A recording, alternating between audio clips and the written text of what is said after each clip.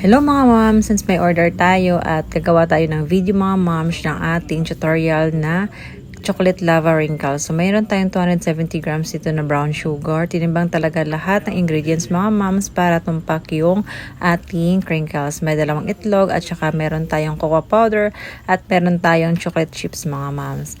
At syempre ang ating chiffon oil mga moms. Bukas to siya kukunin mga moms 9 AM. So ngayon mag-start na tayo ng ating pagmimix mga moms. Unahin natin nating brown sugar. Yan. Ang ating brown sugar at syempre ang ating dalawang large egg. At syempre wag natin kalimutan mga moms ang ating chiffon oil. Ilalagay ko na lang sa caption mga moms lahat ng ingredients. At syempre lalagyan tayo ng mga dry ingredients. Wag natin kalimutan mga moms yung ating salt. 1 teaspoon na salt at syempre ang ating baking soda, 1 teaspoon din at ang ating baking powder mga moms na 1 teaspoon din siya mga moms. Hindi ko talaga akalain mga moms na magpunta ako dito sa pagbe-bake. Nahilig ko na lang talaga ngayon.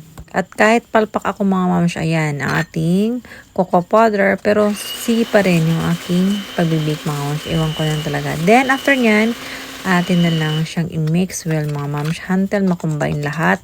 At syempre wag natin kalimutan yung mga sa gilid-gilid mga moms para ma-mix siya lahat. Ayan, para walang masayang din naman.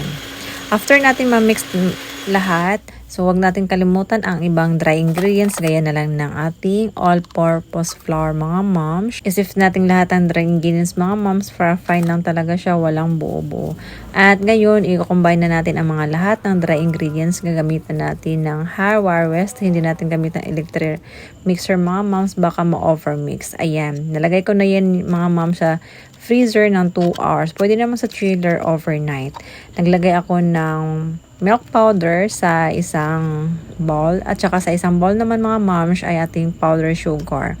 Nag-circle lang ako mga moms. Nilalagay ko muna mga moms sa ating milk powder bago ko ilagay sa ating powder sugar. Yung iba naman direct na lang nilalagay nila sa powder sugar. Pero sa akin mga moms, binibilog ko muna siya sa milk powder, then sa ating powder sugar. Then, ilagay natin sa ating mga molder. Ayan mga moms. Then, i-bake natin yan mga moms. Ayan, lahat. Naka-bake po tayo lahat ng 21 pieces. Ayan, lahat mga moms. Siya, large yan mga moms ha. Hindi yan yung small size na molder. Ayan, so, nasa 150 Celsius mga moms for only 13 to 14 minutes. Ayan. Lagyan lang natin ng konting circle sa gitna kasi lalagay natin yung ating chocolate ganache. Ayan, yung sa gitna mga moms, lalagay natin yung ating chocolate ganache. Yung chocolate ganache natin mga moms, mini-melt lang yung natin yung chocolate bar, tsaka lagyan natin ng evap, tsaka pang last yung butter. Ayan mga moms. Hindi ako naglalagay na ng cornstarch mga moms kasi masarap na talaga yung ating chocolate bar mga moms. Ayan.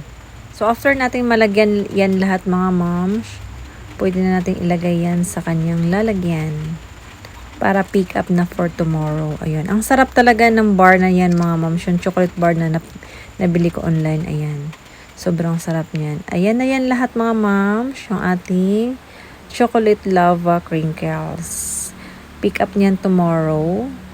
Ayan. Sa mga gusto ng mga ingredients mga moms, ilalagay ko na lang sa yellow basket kung ano mga ginagamit kong mga ingredients nito.